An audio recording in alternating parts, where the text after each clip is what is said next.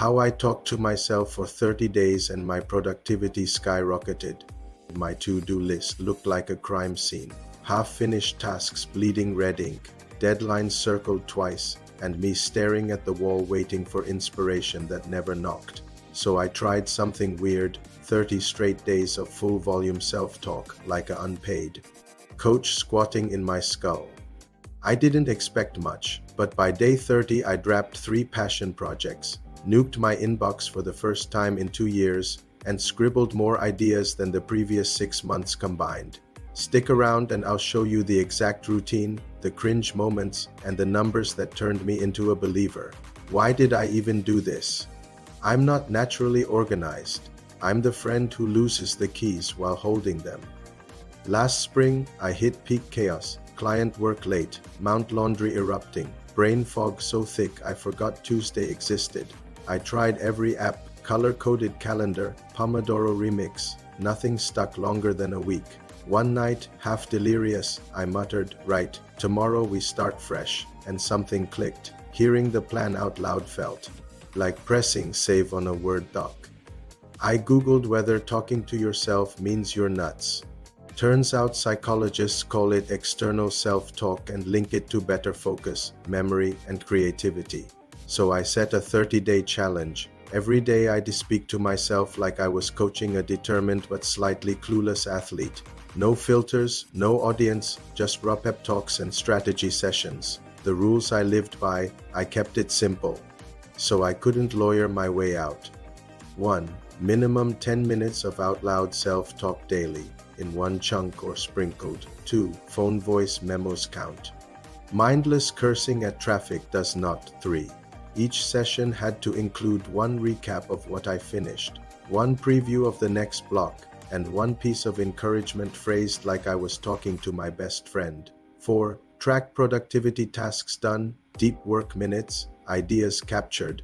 I printed a spreadsheet, slapped it on the fridge, and called the experiment live.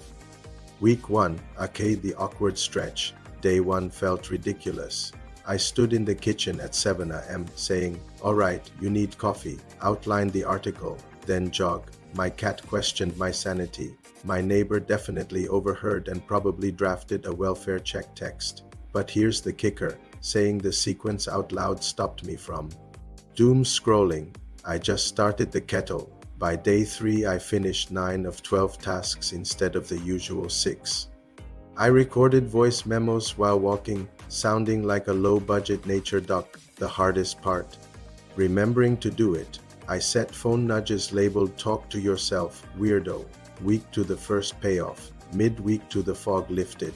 I sat to write, and instead of the normal 20-minute warm-up dance, I spoke the outline aloud. Point 1 is focus. Point 2 is motivation. Point 3 ends with a challenge.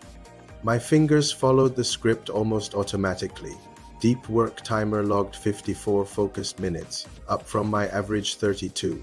I started using plural pronouns we, us, team, which research says builds self-distancing and calms nerves. Cheesy. Sure, but we've got this. Presentation felt like having a coworker who never slacks. Ideas popped in the shower, on the train, during boring calls, 28 fresh ones that week versus 9 the week before. Week 3, the plateau slap. Week 3, sucker punched me. Motivation dipped, tasks felt stale, and I caught myself muttering, "Why is this bug still here?" Classic spiral. I almost quit, convinced early gains were beginner's luck. Then I remembered the encouragement rule. I forced out, "Yeah, it's tough, but you solved trickier stuff last year." Slowly the ratio flipped. For every gripe, 2 positives. That tiny balance reset kept me moving. By week's end, I shipped a proposal that had sat half done for a month. Tracker showed 12 deep work hours, a personal record. Lesson: self-talk isn't magic unless you police the tone. Week for the compound explosion. The final week felt like cheating. I started each morning with a 3-minute mirror hype session. Shoulders, back, ridiculous grin. Today you shipped the feature and hit inbox 0. Energy spiked so hard I skipped afternoon coffee. I brainstormed aloud while folding laundry and captured 32 usable ideas in 7 days. One became a side project that's now paying actual money. To-do completion rate hit 91%, up from a baseline 50. Friends asked if I'd found a secret supplement. Nope, just words, spoken, repeated, believed, the numbers nobody expected. I tallied like a skeptical accountant. 30-day totals. Tasks completed 273 versus 158 the month prior. Deep work hours 42 versus 19. New ideas 112 versus 27. Morning mood 8, 110 versus 5.4. Email response time dropped from 48 hours to under 12, and I filed taxes without the annual stress cry. Only metric that didn't improve was hours slept, still 6-ish, but energy felt higher, so quality must have. Even if half the boost was placebo, I'll take it. The unexpected side effects. Talking out loud surfaced mental loops I never noticed. Hearing I always mess up spreadsheets showed how often I labeled myself clumsy. Once exposed, I edited mid-sentence. I messed up this formula, but I debugged trickier ones last year. That reframe bled into conversations. Friends now call me the calm one, which still feels surreal. Bonus. My vocabulary got weirder. I call laundry operation cotton avalanche and emails digital pigeons. Everything feels like a game, and games keep momentum alive. The downsides you should know. Let's stay honest. First, yes, you'll feel silly. If you live with people, warn them. Second, negative self-talk can amplify if you don't guard the tone. I added a rule: state a solution after every complaint. Third, 10 minutes sounds small, but on frantic days it can slip.